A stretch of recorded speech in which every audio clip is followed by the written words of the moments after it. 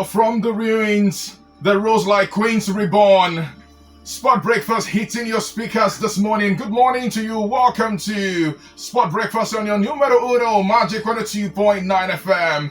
We celebrate warriors in boots, the pride of a nation, the indomitable Super Falcons of Nigeria. Written off by critics, bruised by battles past, but not broken. The Falcons soared through it all to claim their 10th WAFCON title. 10 crowns, 10 testaments of dominance, and a legacy that stretches across generations and, of course, continents. This wasn't just a win, not at all. It was a resurrection from the ruins, like I said earlier. A comeback etched in sweat, spirit, the supreme skill, and, of course, the never giving up attitude of Nigeria. From heartbreak to heroes, or heroines, like they say, they have reminded the continent, albeit Nigerians, who owns the throne. Wake up with pride if you're a Nigerian this morning. Stretch out green, white, green with a lot of swagger and get plugged in because, of course, the ladies have given us something to be proud about. Good morning to you. Samuel Okoro is my name.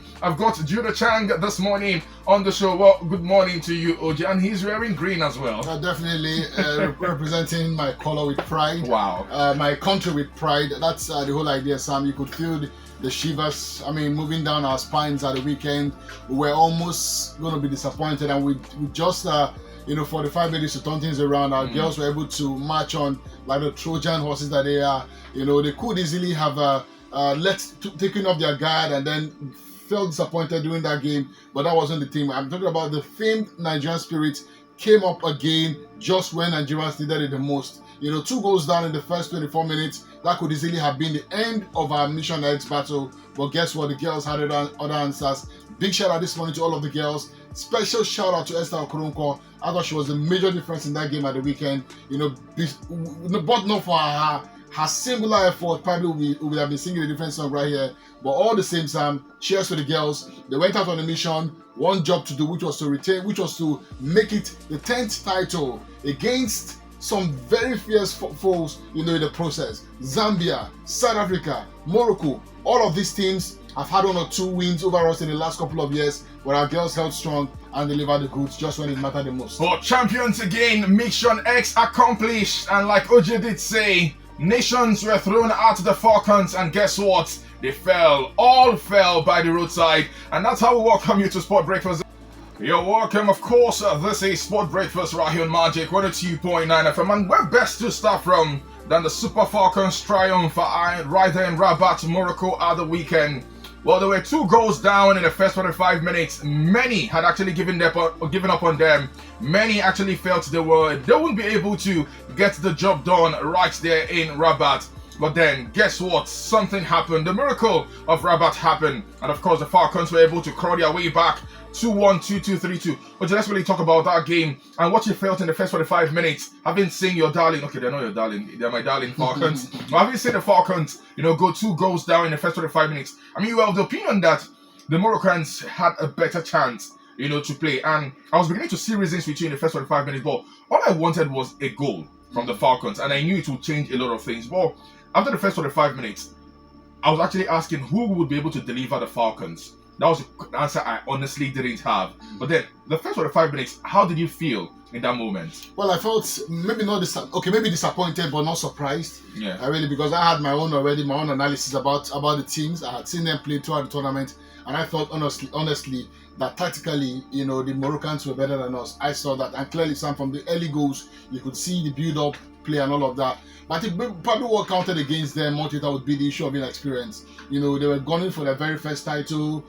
Maybe they took their foot off the gas, thinking, okay, they were almost there at home and all of that.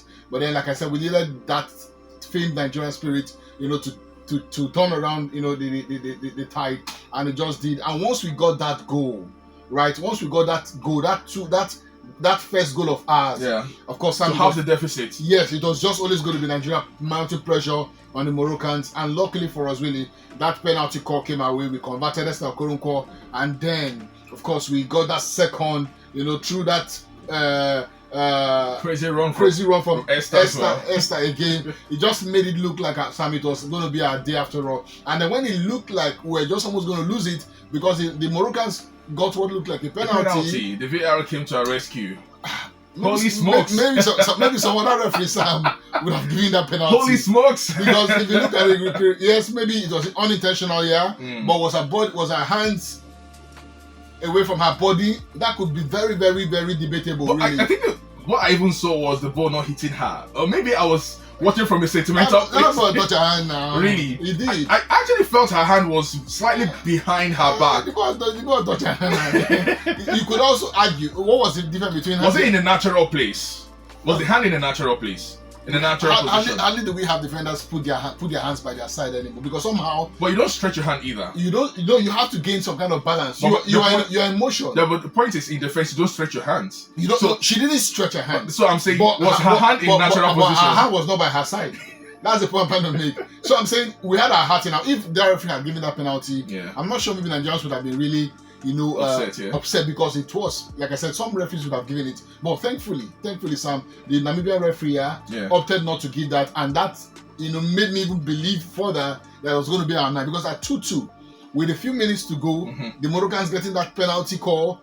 And once the VAR called the referee's attention, I said, oh, thank God, really, because the referee had already given it. So for the VAR to have called attention to it, I knew there was something sinister and all of that. But luckily, that was not played. And just moments after, it was that move again. Esther Okoronkwo getting onto the run, and then it was we converting, and everywhere went, crazy. 6 minutes at a time.